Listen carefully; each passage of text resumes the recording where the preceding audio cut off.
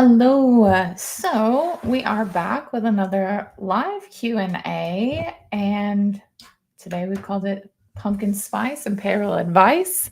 And unfortunately, I have more payroll advice than pumpkin spice, but anyways, so just to get started, my name is Christina Hagney, and I am the president of Valor Payroll Solutions. And we really just aim to make payroll easy for small business owners.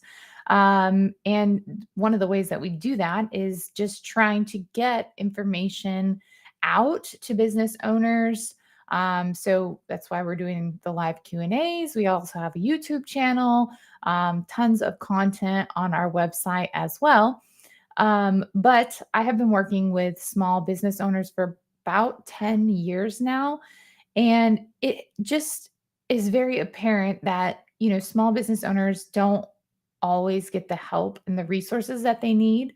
And earlier this month, we did a compliance panel with Swipe Clock. And if you happen to catch that, I think it's well worth watching because you can see, there's experts on the panel all in kind of different realms, but the depth of payroll and what goes into it and the number of ways that you could potentially get it wrong are nearly never ending.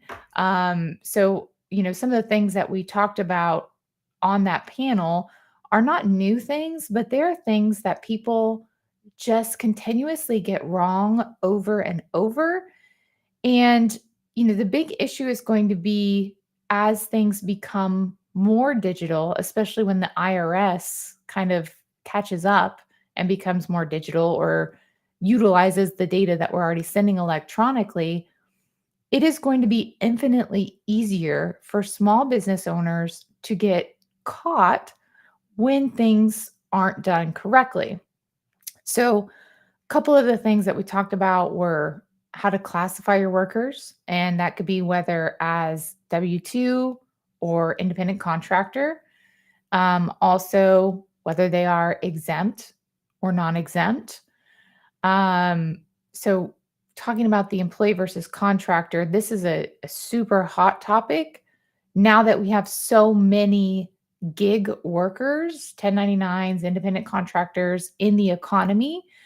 Um, and so when you're a, small business owner, it's sometimes a gray area whether someone is a W-2 employee or an independent contractor. And now this is not technical or legal terminology, but the simplest way to know if someone truly is an independent contractor is if they're performing a service that your business charges someone else for. So, true independent contractor, it's called an independent contractor. They're independent of your business. So they are not performing services for your clients. If you operate a business, though, you may need any number of services. If you have an office, you may need a plumber. And of course, the plumber isn't going to be a W 2 employee. They have nothing to do with your business. They are being paid by the business, but they're not working in your business or doing services for your clients. Obviously, that's a very black and white example, but we see people a lot of times say, well, they get to make their own schedule. In and of itself, making their own schedule does not make them an independent contractor. The uh, there are multiple points in determining that relationship, but in simplest terms, the more control you have over the work being done, the more likely it is that they are a W-2 employee. So the ways to classify are the determining factors, financial control, behavioral control.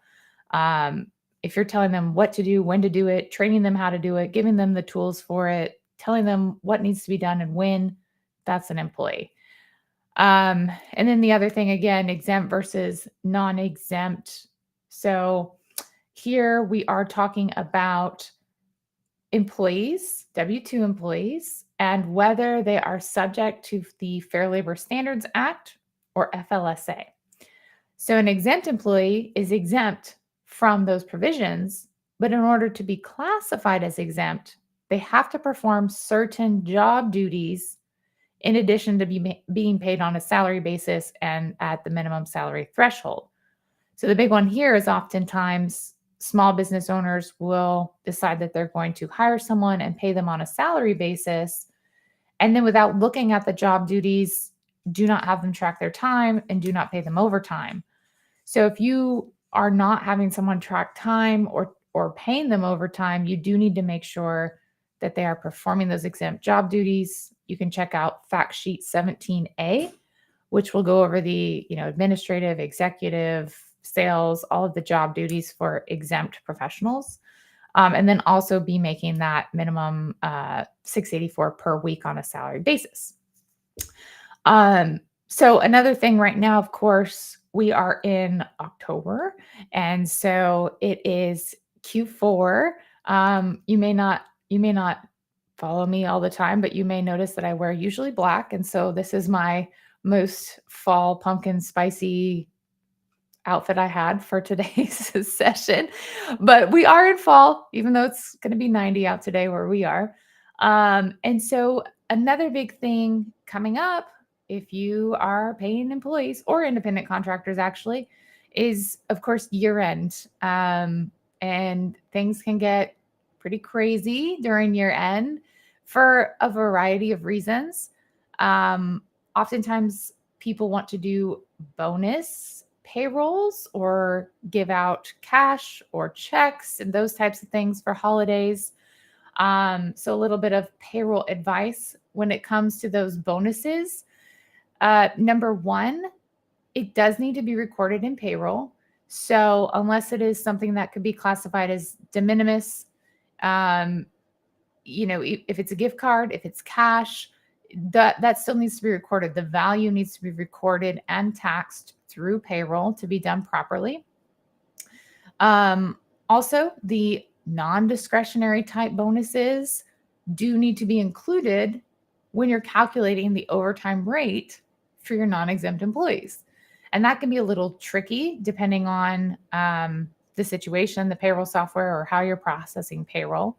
But from a compliance standpoint, non-discretionary bonuses are included in the quote unquote regular rate of pay when calculating that overtime premium.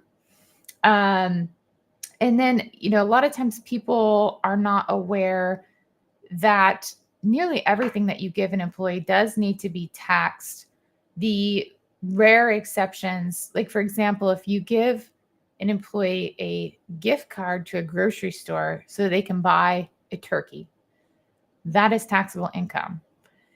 If you come to the office with a physical turkey for each employee, that could be considered de minimis.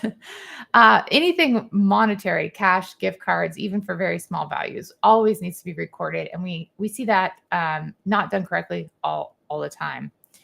Also keep in mind payroll processing timelines. So, if you are doing things kind of outside of the payroll system that need to be included on employees' W-2s, make sure you are aware of your payroll processing timeline, coordinating with your payroll company or whoever's handling it to ensure that those make it into payroll for the proper year. Of course, right now with the big, beautiful bill, I believe, are still waiting for final confirmation of exactly what employers are supposed to give to employees. So this will be some sort of separate document so that employees can claim the tips and the overtime premium for the one big beautiful bill. There won't be any changes to the actual payroll system for 2025. There will not be changes to the 941s. There will not be changes to the W-2s in 2025. Next year is when we will actually see those changes come into play. And the draft forms have been released, I believe. But for this year, it's really just going to be the employee claiming qualified amounts when they file their taxes. But the piece that employers will have to do is to provide them some sort of documentation so that they know the amount, the eligible amount that they can claim. So, we are already mid-October, and of course, that will be coming up here pretty quickly in just a couple of months. And so we will keep an eye on that. And as we have updates, we can definitely let everyone know about that as well.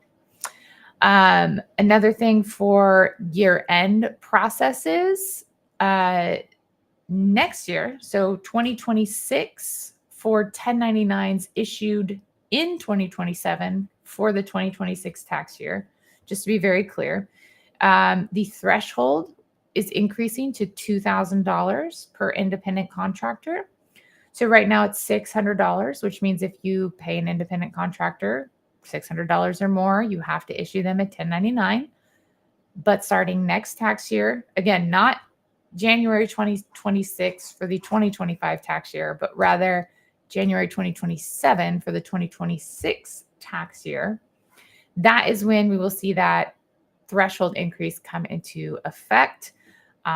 So if you are a small business that does have independent contractors and issues 1099s each year, you should have fewer to issue once that goes into effect. So Big Beautiful Bill, of course, is covering more things than just payroll, but the no federal income tax on tips, no federal income tax on overtime, and that increase to the threshold for the 1099s will, of course, affect payroll. We will have to have system updates in any payroll system that you're using.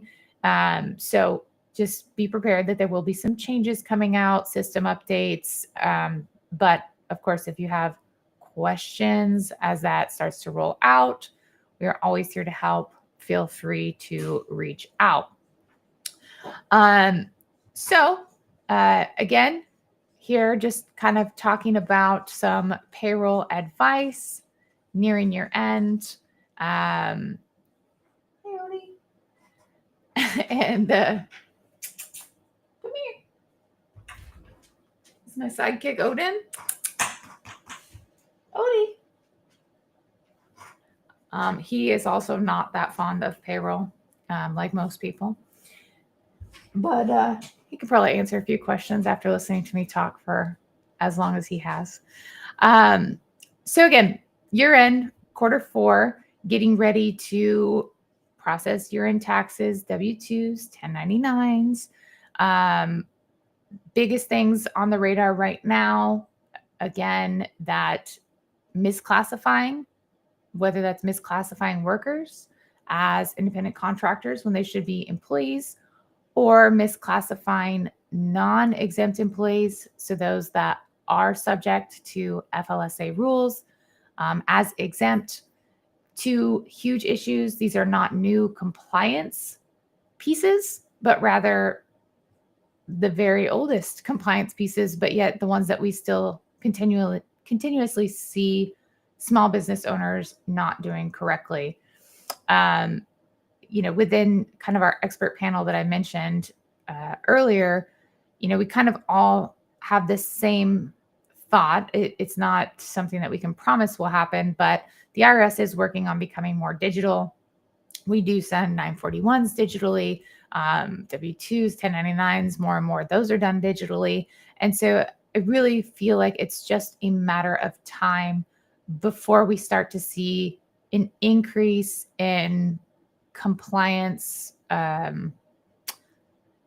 compliance enforcement when it comes to those types of things. Right now, I've talked to many business owners as we're getting them set up for payroll or talking to them about doing their payroll. And it's sometimes surprising to them that these things that they've been doing for 5 years, 10 years, 15 years are not correct. And they don't necessarily love the idea that, things have been done wrong for so long and they had no idea. So, this kind of goes back to payroll in general. There are a lot of tools and software on the market that, allow employers to go kind of like a DIY option. But at the end of the day, if you don't know what you're doing, it is super easy to still make errors, It doesn't mean there's going to be a red flag in the system, an error or a warning that's going to stop you from trying to do what you're doing, but rather it's very easy to process payroll incorrectly, classify workers incorrectly, not pay overtime correctly, and the system is not smart enough to know that and flag it for you. So, unfortunately, payroll is complicated, and I've been doing payroll now for 15 years, and it has grown increasingly complicated in the last 5. And it's no longer really an option to blindly do payroll and just expect that you'll never have issues if you don't know what you're doing. So, we're always here to help. We have a free consultation. It's a no strings attached. I actually really love meeting business owners and just chatting with them about what they're doing. A lot of times it kind of gives me inspiration and motivation for what we should talk about on our social media. So, if you happen to have a consult with me and then all of a sudden you see a social media post about it, now you know why. But we are truly here to help. And not only on the payroll piece, but we have a whole network of strategic partners. So even if your question is more about employee benefits or HR, even payroll funding, I mean, we just have developed an incredibly beautiful network of businesses that are ancillary to payroll.